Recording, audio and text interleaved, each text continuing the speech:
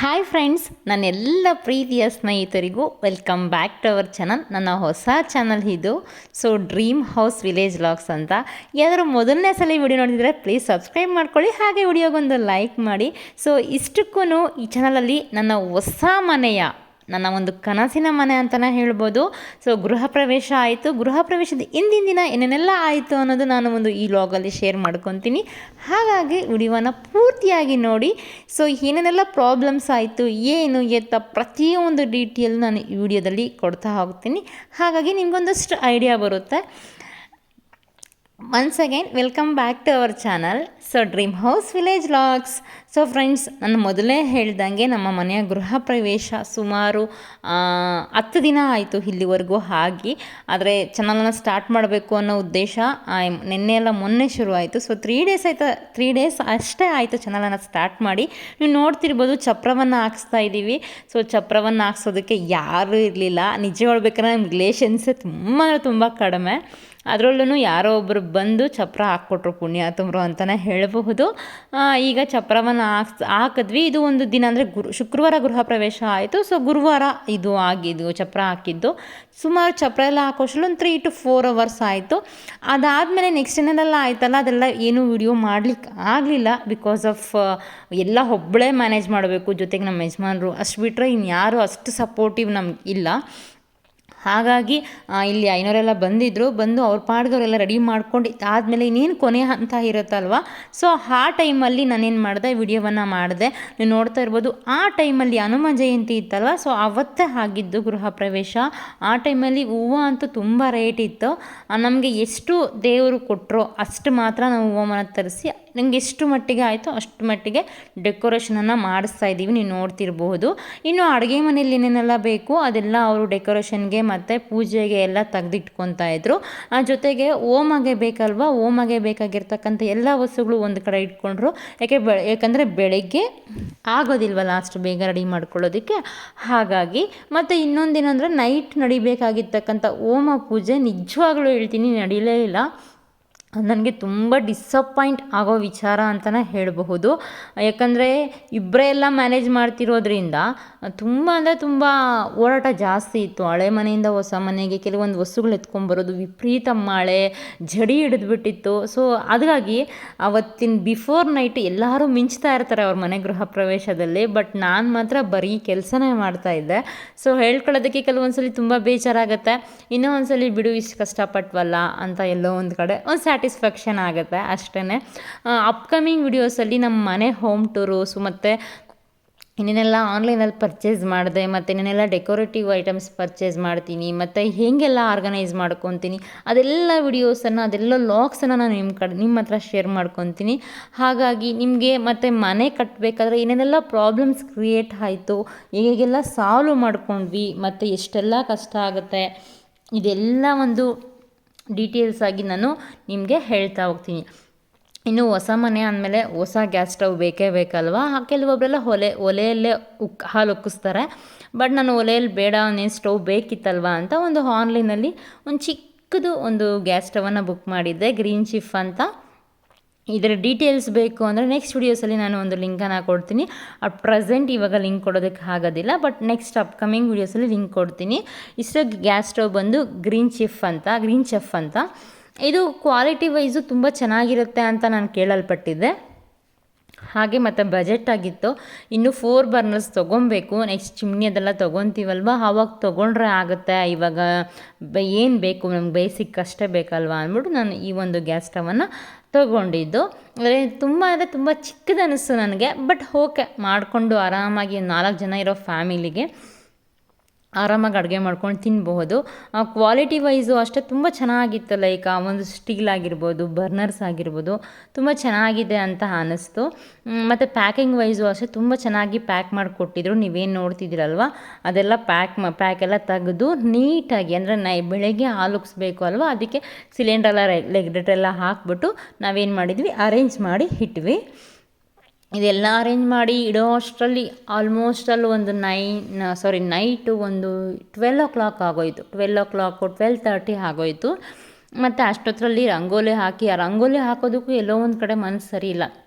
ಮತ್ತು ಮಳೆ ಬರುತ್ತೆ ಎಲ್ಲ ಸೋರ್ಬಿಡುತ್ತೆ ಅನ್ನೋ ಒಂದು ಇದು ಆದ್ರೂ ಇನ್ನು ಹಾಕ್ಲೇಬೇಕಲ್ವ ಅಂತ ಒಂದು ಚಿಕ್ಕ ಪುಟ್ಟದಾಗ ಒಂದು ರಂಗೋಲಿ ಹಾಕಿದ್ದೆ ಅಷ್ಟೇ. ಆಮೇಲೆ ಆ ರಂಗೋಲಿ ಎಲ್ಲ ಹಾಕಿ ನಾನು ಮಲಗೋ ಅಷ್ಟರಲ್ಲಿ 1:30ನೇ ಆಗೋಯಿತು. ಆ 1:30 ಟೈಮಲ್ಲಿ ಕುತ್ಕೊಂಡು ಮೆಹಂದಿ ಹಾಕ್ಕೊತಾ ಇದ್ದೆ. ಅಷ್ಟೊಂದು ಬ್ಯುಸಿ, ಅಷ್ಟೊಂದು ಕೆಲಸಗಳು ಜಾಸ್ತಿ ಇತ್ತು. ಒಟ್ಟಾರೆಯಾಗಿ ಗೃಹ ಪ್ರವೇಶ ಏನೋ ಅಂದ್ಕೊಂಡಂಗೆ ಆಗಿಲ್ಲ ಅಂದರೂ ಪೂಜೆ ಮಾತ್ರ ಅಂದ್ಕೊಂಡೋದಕ್ಕಿಂತ ಚೆನ್ನಾಗೇ ಆಯಿತು. ಮತ್ತು ಗೃಹ ಪ್ರವೇಶದ ಟೈಮಲ್ಲಿ ಏನೇನೆಲ್ಲ ಪ್ರಾಬ್ಲಮ್ಸ್ ಆಯ್ತಪ್ಪ ಅಂದರೆ ಪ್ಲಂಬಿಂಗ್ ಸ್ವಲ್ಪ ಚೆನ್ನಾಗಿ ಮಾಡಿರಲಿಲ್ಲ ಅನ್ನೋದಕ್ಕಿಂತ ಹೆಚ್ಚಾಗಿ ಮೋಟರ್ ಇದೆಯಲ್ಲ, ಸೊ ಅದು ಸ್ವಲ್ಪ ಕೈ ಕೊಡ್ತು. ಹಾಗೆ ಮೇಲೆ ಇಟ್ಕೊಂಡು ಮೋಟರ್ನ ಮೇಲೆ ಎಲ್ಲ ನೀರು ಶಿಫ್ಟ್ ಮಾಡಿದ್ದಾಯಿತು. ಅದೆಲ್ಲ ತುಂಬ ಪ್ರಾಬ್ಲಮ್ ಆಯಿತು. ಇನ್ನೊಂದು ಹೇಳಬೇಕಂದ್ರೆ ಇದು ನೈಟ್ 1 ನಾನು ವಿಡಿಯೋ ಮಾಡ್ತಿದ್ದೀನಿ. ಆಲ್ಮೋಸ್ಟ್ ಅಲ್ಲೆಲ್ಲ ಮಲಗಿದ್ರು. ಸೊ ಮಲಗಿರ್ಬೇಕಾದ್ರೆ ಒಂದು ಮೆಮೊರೀಸ್ಗೆ ಇರಲಿ ಅಂದ್ಬಿಟ್ಟು ನಾನು ಈ ವಿಡಿಯೋವನ್ನು ಮಾಡ್ತಿದ್ದೀನಿ. ಸೊ ಈ ಟೈಮಲ್ಲಿ ಹೇಗಿರುತ್ತೆ ವಾತಾವರಣ ಅನ್ನೋದು ಕೂಡ ನೀವು ನೋಡ್ಬೋದು. ಇದು ಹೊರ್ಗಡೆ ಅಂದರೆ ಔಟ್ಸೈಡ್ ಲೈಟ್ ಅರೇಂಜ್ಮೆಂಟ್ ಏನೆಲ್ಲ ಮಾಡಿದ್ರಲ್ಲ, ಅದನ್ನೆಲ್ಲ ನಾನು ಕ್ಲಿಪ್ಪಿಂಗ್ಸನ್ನು ತೊಗೊತಾ ಇದ್ದೀನಿ. ಆವತ್ತಂತೂ ಮನೆ ಹೆಂಗಿತ್ತು ಅಂದರೆ ಒಳ್ಳೆ ಮದುಮಗಳು ರೆಡಿ ಆಗಿರಲ್ವ ಆ ರೇಂಜಲ್ಲಿದ್ಲು. ಅಷ್ಟು ಚೆನ್ನಾಗಿತ್ತು ಮನೆ. ನನ್ನ ದೃಷ್ಟಿನೇ ತಾಗಿರುತ್ತೆ ಅಂದ್ಕೊತೀನಿ, ಅಷ್ಟು ಚೆನ್ನಾಗಿತ್ತು. ಮತ್ತು ಚಪ್ಪರೆಲ್ಲ ನೀವು ನೋಡ್ತಿರ್ಬೋದು. ಆದರೆ ಹೂವು ಎಲ್ಲ ಅಷ್ಟು ಹೇಳಿದ್ನಲ್ವ, ಸ್ವಲ್ಪ ರೇಟ್ ಇತ್ತು ಅನ್ನೋ ಕಾರಣಕ್ಕೋಸ್ಕರ ನಮ್ಮ ಬಜೆಟ್ ಫ್ರೆಂಡ್ಲಿಯಾಗಿ ನಾವೆಲ್ಲ ತೊಗೊಂಡು ಮಾಡಿದ್ದು. ಇದು ನೈಟ್ 1 ಆಲ್ಮೋಸ್ಟ್ ಅಲ್ಲಿ 1 ಹಾಗೂ ಕೂಡ ಮಳೆ ಹನಿ ಬೀಳ್ತಾನೇ ಇತ್ತು. ಅಡುಗೆ ಮಾಡೋಕ್ಕೆ ತಂದಿರ್ತಕ್ಕಂಥ ಪಾತ್ರೆ ಆಗಿರ್ಬೋದು, ವಸ್ತುಗಳಾಗಿರ್ಬೋದು ಎಲ್ಲ ಅಲ್ಲೇ ಇತ್ತು. ಅಡುಗೆಯವ್ರು ಆಲ್ಮೋಸ್ಟ್ ಅಲ್ಲಿ ತರಕಾರಿ ಎಲ್ಲ ಕಟ್ ಮಾಡಿ ಮಲ್ಕೊಬೇಕಿತ್ತು. ಬಟ್ ಅವ್ರೇನು ಮಾಡಿದ್ರು ಅಂದರೆ ಬೆಳಗ್ಗೆನೇ ಬೇಗ ಎದ್ಬಿಟ್ಟು ಒಂದು 4 ಆ ಟೈಮಲ್ಲಿ ಎದ್ಬಿಟ್ಟು ತರಕಾರಿ ಎಲ್ಲ ಕಟ್ ಮಾಡ್ಕೊತಾ ಇದ್ರು. ಇನ್ನು ನಾನು ವಿಡಿಯೋ ಮಾಡೋ ಟೈಮಲ್ಲಿ ಈವನ್ ಅವರು ಕೂಡ ಎಲ್ಲರೂ ಕೂಡ ಮಲಗಿಬಿಟ್ಟಿದ್ರು. ಲೈಟ್ ಅರೇಂಜ್ಮೆಂಟ್ಸ್ ಇರಲಿ, ಚೆನ್ನಾಗಿರುತ್ತೆ ನೋಡೋದಕ್ಕೆ ವಿಡಿಯೋ ಅಂದ್ಬಿಟ್ಟು ನಾನೇನು ಮಾಡಿದೆ, ಎಲ್ಲ ಕ್ಲಿಪ್ಪಿಂಗ್ಸ್ನು ತೊಗೊತಿದ್ದೆ.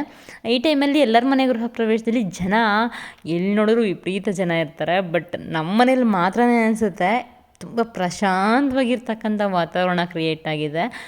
ನಾನು ಅನ್ಕೊತಾ ಇದ್ದೆ, ಸೊ ಯಾರು ಇಲ್ವೇನೋ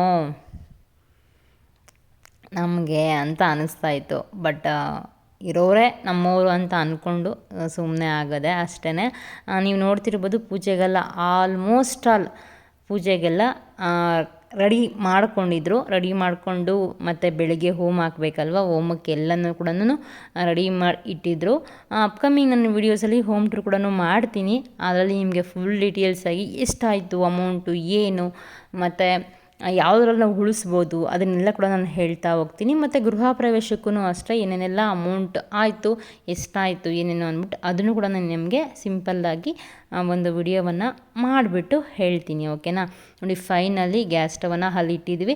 ಇನ್ನು ಹೊರಗಡೆಯಿಂದ ನಾವು ಗ್ಯಾಸ್ ಸ್ಟವ್ ಕನೆಕ್ಷನ್ ಅಂದರೆ ಪೈಪ್ ಕನೆಕ್ಷನ್ ಕೊಡಿಸ್ಕೊಂಡಿಲ್ಲ, ಯಾಕಂದರೆ ಇನ್ನು ಕಾಂಪೌಂಡ್ ಹಾಕಬೇಕು, ಆಗ ಮತ್ತೆ ಮಾಡಿಸ್ಕೊಳ್ಳೋಣ. ಯಾಕಂದರೆ ನಮ್ಮ ಸಿಂಗಲ್ ಮನೆ ಇರೋದ್ರಿಂದ ಮನೆ ಅಕ್ಕಪಕ್ಕ ಮನೆ ಯಾವುದೂ ಇಲ್ಲ, ಅದಕ್ಕೆ ಮನೆ ಒಳಗಡೆ ಇಟ್ಕೊಂಡಿದ್ದೀವಿ. ಇದು ಹೋಮಕ್ಕೆ ಬೇಕಾಗಿರ್ತಕ್ಕಂಥ ಎಲ್ಲ ಸಾಮಗ್ರಿಗಳನ್ನು ಒಂದು ಕಡೆ ಇಟ್ಕೊಂಡಿದ್ದಾರೆ.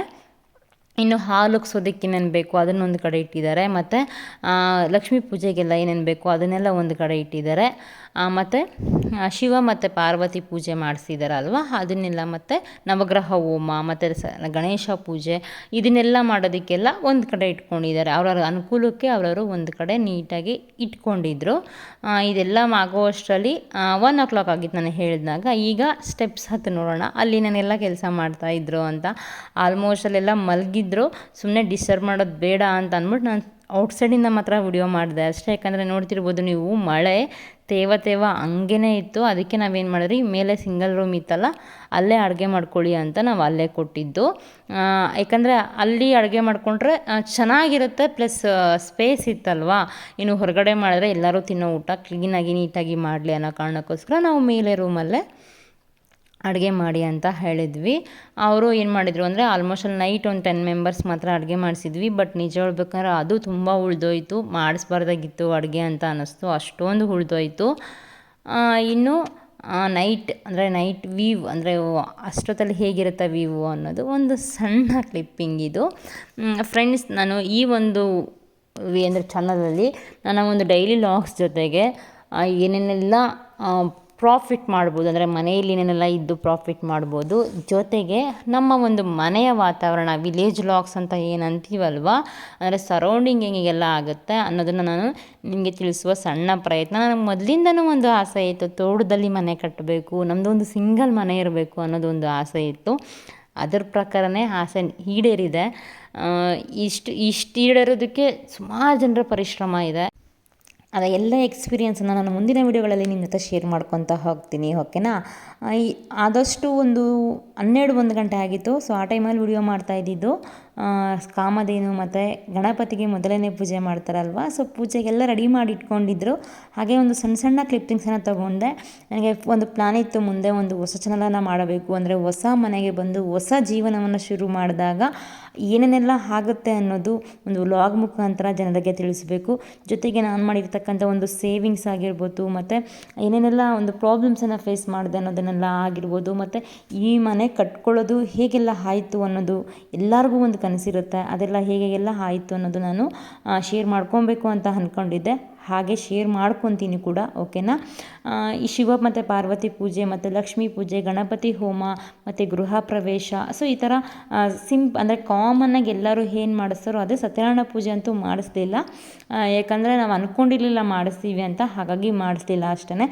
ನೀವು ನೋಡ್ತಿರ್ಬೋದು, ಒಂದು ಹೊಲದಲ್ಲಿ ಅಂದರೆ ಒಂದು ತೋಟದಿಂದ ವಿಡಿಯೋ ಮಾಡಿದ್ರೆ, ಅಂದರೆ ಲೈಟ್ ಅರೇಂಜ್ಮೆಂಟ್ ಇದ್ದಾಗ ವಿಡಿಯೋ ಮಾಡಿದ್ರೆ ಹೇಗಿರುತ್ತೆ ಅನ್ನೋದಿದು.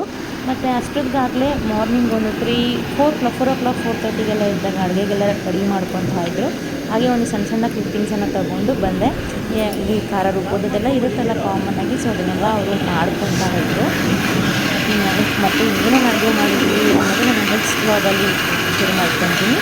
ಹಾಗಾಗಿ ನೀವು ಸಬ್ಸ್ಕ್ರೈಬ್ ಮಾಡ್ಕೊಳ್ಳಿ. ನಿಮ್ಮ ಒಂದು ಸಪೋರ್ಟ್ ಆಗಿರ್ಬೋದು, ಪ್ರೋತ್ಸಾಹ ಆಗಿರ್ಬೋದು ನನಗೆ ಯಾವಾಗಲೂ ಇದೇ ಥರ ಇರಬೇಕು.